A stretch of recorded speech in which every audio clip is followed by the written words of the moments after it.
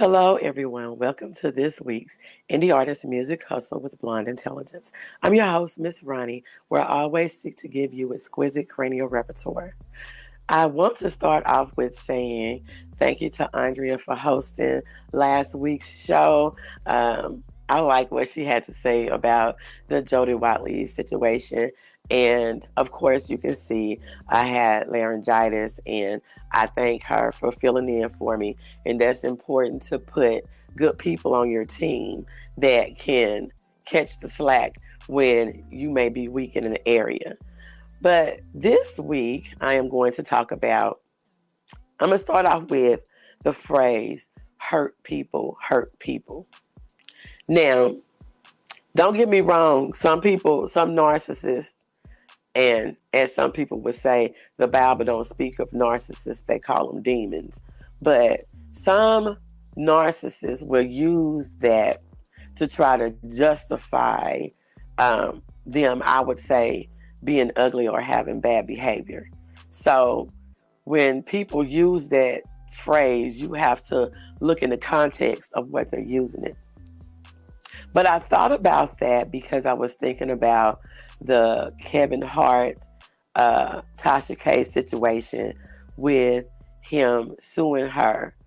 I want to say for extortion, because I don't know if I got the story all the way right, because I'm not really like a gossip person.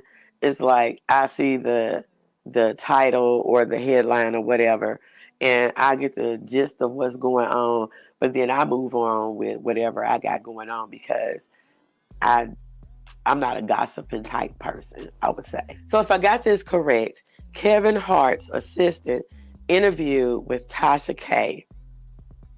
And in the interview, Tasha K asked, "Do you have an NDA?" And the assistant said that there were loopholes. Okay, so they continue with the interview. From my understanding, someone from Tasha K's team contacted him saying that if they didn't want the story out, then a certain amount of money was demanded and all of this kind of stuff. And then people were talking about that there were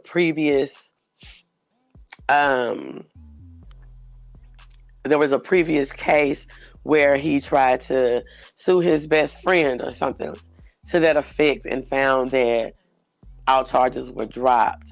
So I'm just thinking back on the phrase, hurt people, then it seems to me, and even in the Cardi situation, because it seems like he's trying to trauma bond with Cardi to come up as one against Tasha, for which is two different situations.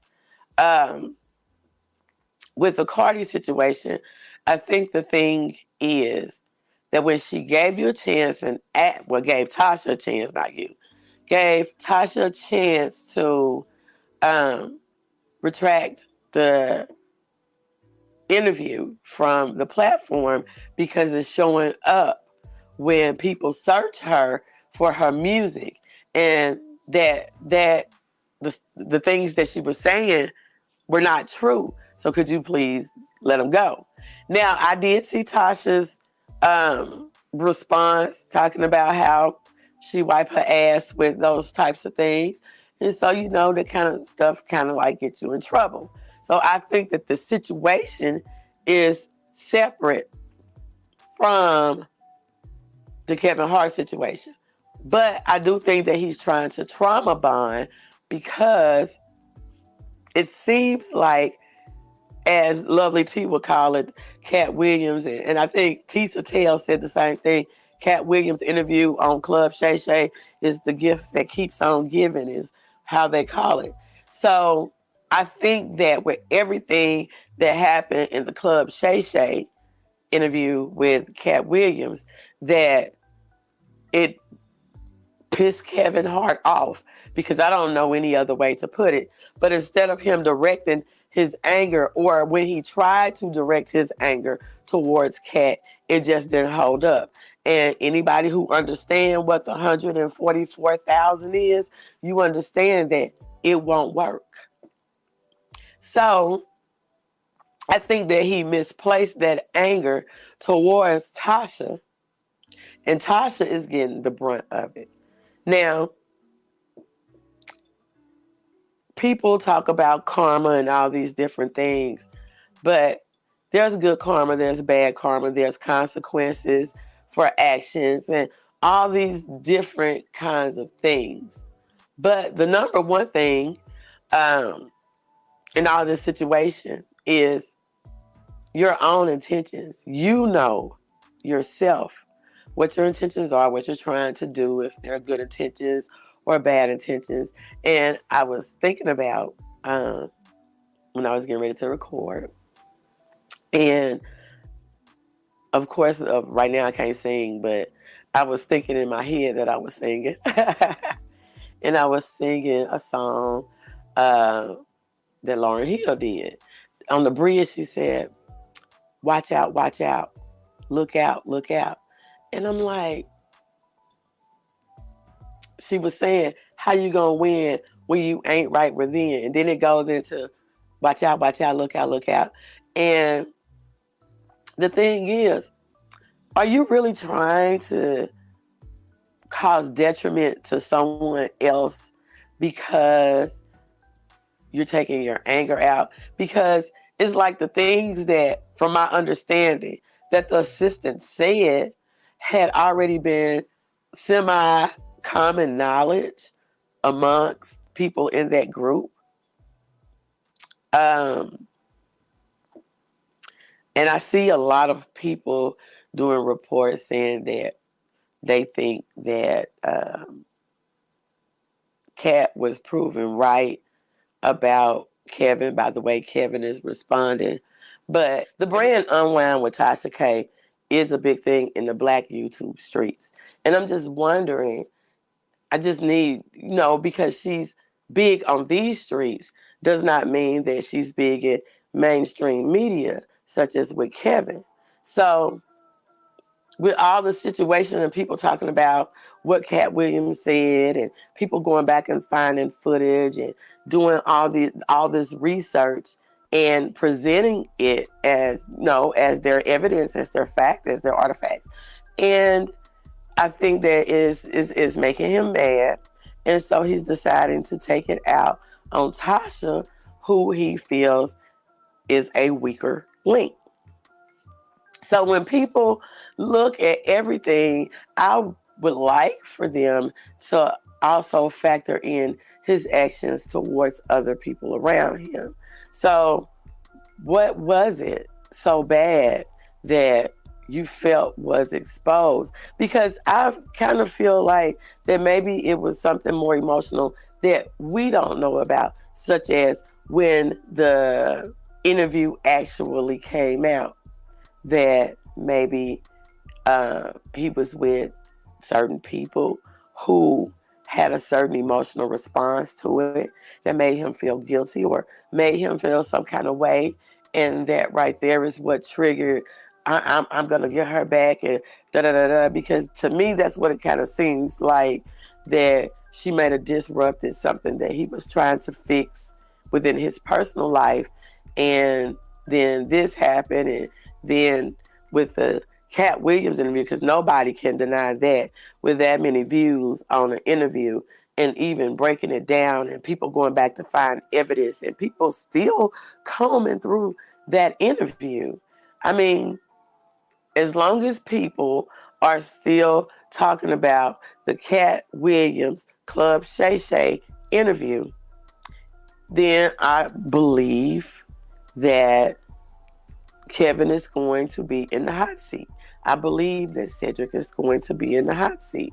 I believe Tiffany Haddish will be in the hot seat for some other things, because I think that all in all, out of everybody, she probably took it very well.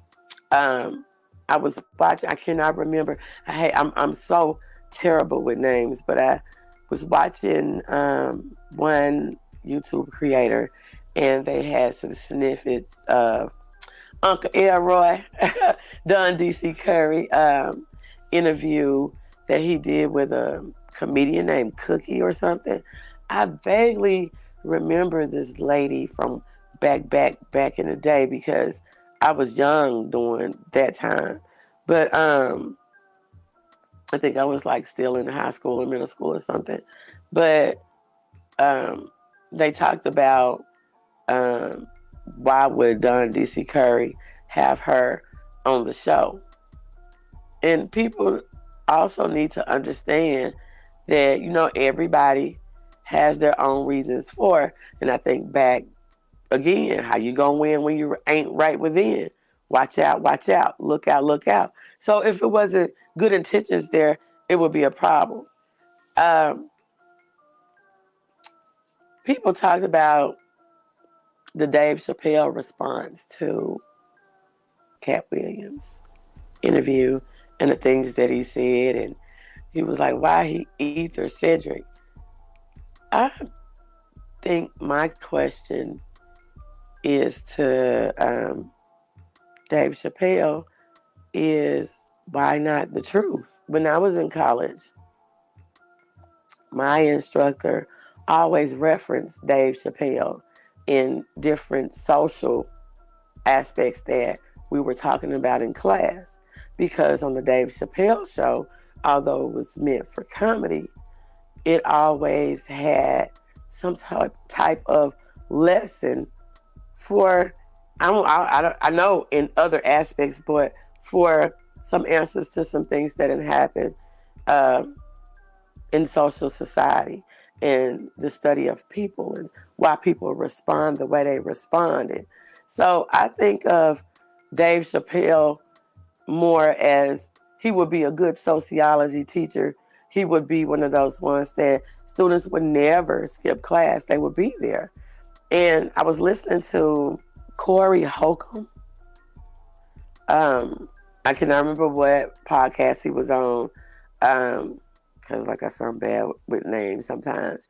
But he was talking about Dave Chappelle and why should Dave Chappelle not want the truth being said about different things. And I think that a lot of people miss the point. I think, and if Katt Williams ever see this, I'll tell me if I got this right.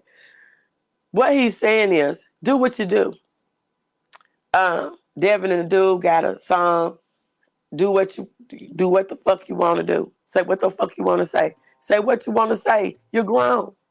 So I think that Katt is saying, do what you want to do. Say what you want to say, as long as it don't mention me. Because if it mentions me, then I have to come and tell the truth, whether it hurts you or not. Because what are your intentions? So I think that Tasha really caught a stray with everything, and I've been praying for her. I'm not gonna comment on her and the Cardi situation. Yes, I am, because I feel like, Tasha, if you had told the truth about everything, I don't know Cardi. I have never met Cardi or anything like that. I liked Cardi when I first saw her on Love and Hip Hop. I thought that she was really a hard worker, trying to do what she had to do, and she really wasn't about, all this other stuff. And I felt that she knew her worth early on by the way that she went off on Peter Guns about the way he was doing with Amina and Tara. So I would say, by the things that she said then, although it was a surprise, it might not have been accepted by everybody, she was saying that she basically knew her worth as a woman at that time. Okay, so based on what I feel that I can see in Cardi's real personality, not just what's on TV. I mean, when she get upset and say different things. I feel that Cardi would have said, well, hey, if you satisfy the first million, we can write off the rest or whatever, if it was something sincere. So I think that it's all about the heart and the intentions. With Cardi, it was like, you hurt me, then I'm going to hurt you, because I remember seeing her when I think I was more, I was like, this girl licked her hand and said, when you have beef with me, you have beef for life, and licked her hand and stuck her hand out to, I think his name was DJ Self or something.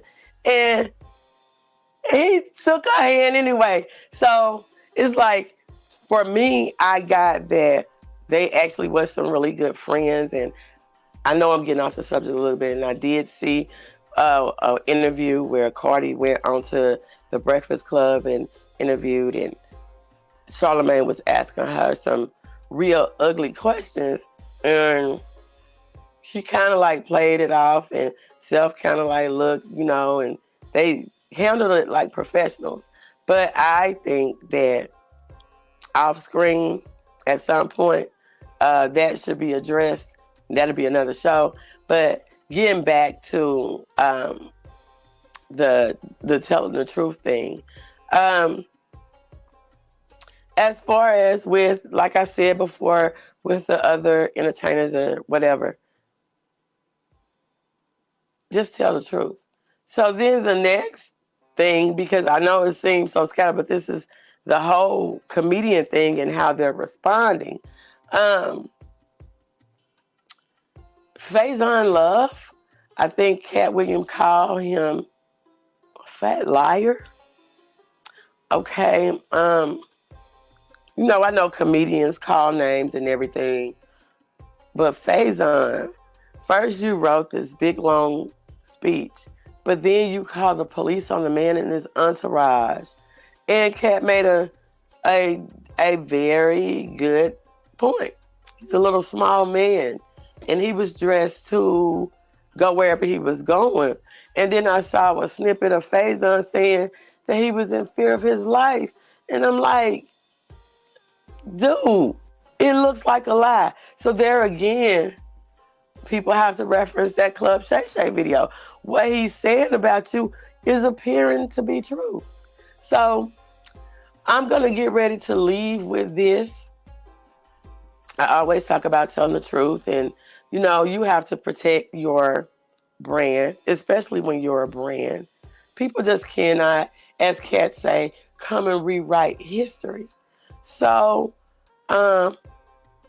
if somebody pull your coattail and be like, hey, that's really not the way that happened. This is what happened. And let me tell it my way. So I do agree that if a person is telling the truth pertaining to their name, their brand, they have that right. I do think that Kevin Hart is trying to trauma bond with Cardi B with the Tasha K situation, and he's taking all the criticism that he is getting from people from the Club Shay Shay interview. He's taking that out on Tasha, because I don't think that people really believe that that happened, because you don't even know who it is. I mean, was it an employee? Was it an associate? Was it a man? Was it a woman? Did they contact you? Did they contact somebody on your team? Is that person on your team trustworthy? I mean, there's other questions to that. But I'm going to leave it at that with watch out, look out. That's from Lauryn Hill, because people are about bad things sometimes. So I'm Miss Ronnie.